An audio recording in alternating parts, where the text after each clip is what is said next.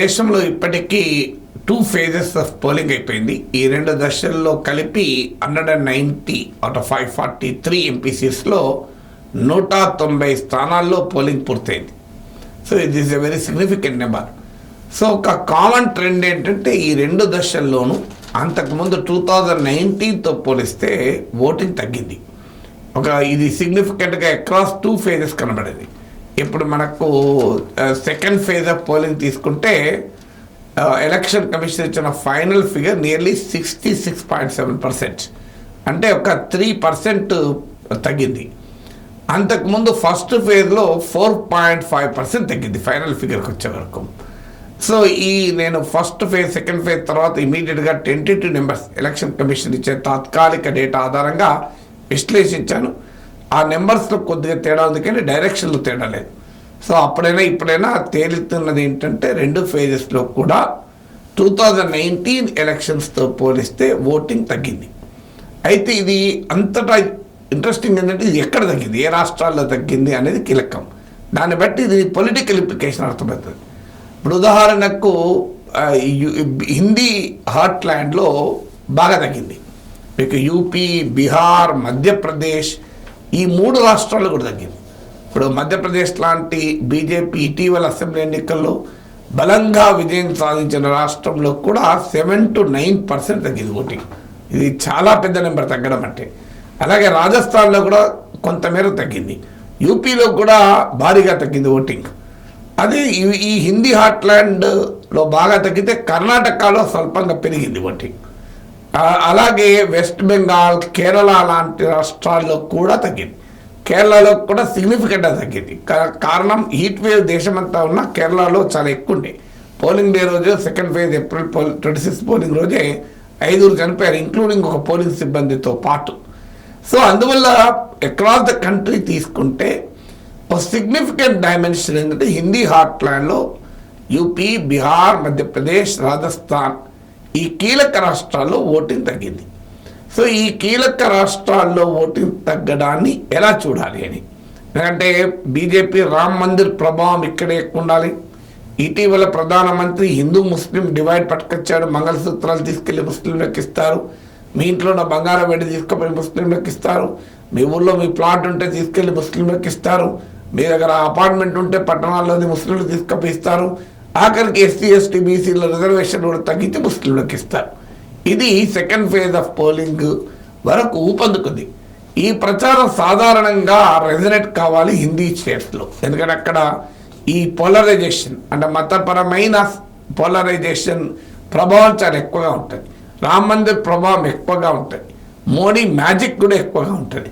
అయినా కూడా ఇక్కడ ఓటర్లు ఎంథ్యూజ్ కాలేదు అంటే ఇది బీజేపీకి ఆందోళన కలిగించే అంశము అనేది ఒక విశ్లేషణ. ఎందుకంటే 2014లో 2019లో భారతదేశంలో ఓటింగ్ గణనీయంగా పెరిగింది. సో ఓటర్ చాలా ఆసక్తి చూపాడు. ఓటర్ ఆసక్తి చూపిన ఈ 2 ఎన్నికల్లోనూ బీజేపీకి సొంతగానే అధికారం వచ్చింది. 14తో పోలిస్తే 19లో బీజేపీ సీట్లు పెరిగాయి. సో అందువల్ల ఓటర్ యుఫోరియా ఉన్నప్పుడు బీజేపీ సీట్లు పెరిగాయి కనుక ఇవాళ ఓటర్ ఇండిఫరెన్స్ ఉంది. ఓటర్లు ఉత్సాహం ఉన్నప్పుడు బీజేపీ లాభపడింది కనుక ఇలా ఓటర్లలో అనాసక్తి, నిరుత్సాహం, ఓటర్ అపాతి ఉంది కనుక నష్టపోయేది బీజేపీ అని చెప్పి ఒక వాదన. అది కూడా బీజేపీకి బలంగా ఉన్న హిందీ స్టేట్స్లో బీజేపీ ప్రధాన క్యాంపెయిన్ పిచ్చిన రామ్ మందిర్, హిందూ ముస్లిం ఇవి బాగా ప్రభావం చూపగలిగే ప్రాంతాల్లో ఓటింగ్ తగ్గడం అనేది బీజేపీకి ఆందోళన కలిగిస్తుంది అన్నది ఒక వాదన. అయితే ఇది అంత క్లారిటీగా కూడా సిగ్నల్స్ లేవు. ఇందులో ఇంట్రెస్టింగ్ ఏంటంటే ఇప్పుడు ఉదాహరణకు సీట్ల వారీగా తీసుకుంటే గాజియాబాద్ ఇక్కడ 5 లక్షలతో బీజేపీ అభ్యర్థి లాస్ట్ ఎలక్షన్లో గెలిచాడు. ఇక్కడ భారీగా ఓటింగ్ తగ్గింది ఈసారి. గౌతమ్ బుద్ధ నగర్ ఇక్కడ కూడా బీజేపీ 3 లక్షలతో గెలిచింది 2019లో, అక్కడ ఓటింగ్ తగ్గింది. మధుర స్థానంలో హేమమాలిని 3 లక్షల మెజార్టీతో గెలిచింది, అక్కడ ఓటింగ్ తగ్గింది. అంటే బీజేపీ లాస్ట్ ఎలక్షన్స్లో 3 లక్షలు 5 లక్షల మెజార్టీతో గెలిచిన సీట్లలో కూడా భారీగా ఓటింగ్ తగ్గడం బీజేపీకి ప్రమాద సంకేతం అనేది ఒక వాదన. కానీ దీనికి కౌంటర్ ఆర్గ్యుమెంట్ ఏంటంటే ముస్లిం డామినేటెడ్ కాన్స్టిట్యూన్సీలో కూడా ఓటింగ్ తగ్గింది. ఉదాహరణకు మీకు మురాదాబాద్, ముజఫర్నగర్, రాంపూర్, ఖైరానా ఈ 4 ముస్లిం డామినేటెడ్ కాన్స్టిట్యున్సీస్. ఈ 4 సీట్లలో కూడా గత 2019 ఎన్నికలతో పోలిస్తే ఓటింగ్ పర్సెంటేజ్ తగ్గింది. మరి ముస్లిం కాన్స్టిట్యున్సీలో ఓటింగ్ పర్సెంటేజ్ తగ్గడం బీజేపీకి లాభం కదా. ఎందుకంటే కోర్ ఓటు అక్కడ బీజేపీ వ్యతిరేక ఓటర్ ఓటింగ్ రాలేదా. సో ఈ చర్చ అంతా మొదలైంది. అందువల్ల ఇప్పటి వరకు మన దేశంలో నేషనల్ ఎలక్షన్ స్టడీస్ కనుక చూస్తే ఓటరు టర్నౌట్కు ఒక రాజకీయ పార్టీ ఫార్చ్యూన్స్కు కంక్లూజివ్ రిలేషన్ అయితే చెప్పలేదు. నేను గతంలో కూడా చెప్పాను. ఇంకా ఓటింగ్ పెరిగితే ఒక రకం, ఓటింగ్ తగ్గితే ఒక రకం.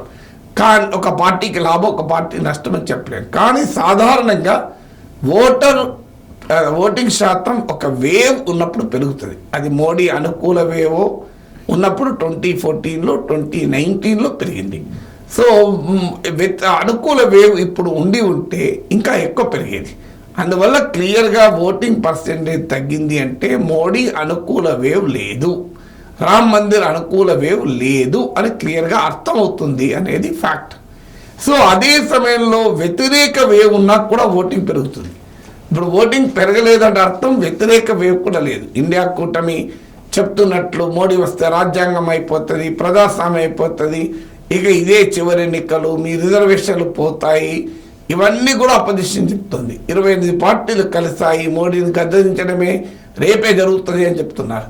అయినా కూడా ఇండియా కూటమి క్యాంపెయిన్ కూడా ఓటర్లను ఓటింగ్కు తీసుకురాలేకపోయింది. అంటే అర్థం ఏంటి? ఖచ్చితంగా ఇది వేవ్లెస్ ఎలక్షన్. ఏ పార్టీ గెలుస్తుంది, ఏ పార్టీకి లాభం, ఏ పార్టీకి నష్టం అని చెప్పలేము. కానీ బట్ డెఫినెట్గా దిస్ ఇస్ అ వేవ్లెస్ ఎలక్షన్. అంటే మోడీ పట్ల సానుకూల వేవ్ లేదు, వ్యతిరేక వేవ్ లేదు. అంటే ప్రో వేవ్ లేదు, యాంటీ వేవ్ లేదు. సో ప్రో వేవ్ లేకపోవడం బీజేపీకి ఆందోళన కలిగిస్తుంది, యాంటీ వేవ్ కూడా లేదు అన్నది కూడా ఫ్యాక్ట్. అందువల్ల ఓటింగ్ పర్సంటేజ్ తగ్గడం బీజేపీలో కొంత టెన్షన్ పుట్టిస్తున్న మాట నిజం. కానీ కంక్లూజివ్గా దీన్ని బట్టి మనం ఎలక్షన్ రిజల్ట్ అనేది ప్రిడిక్ట్ చేయలేము.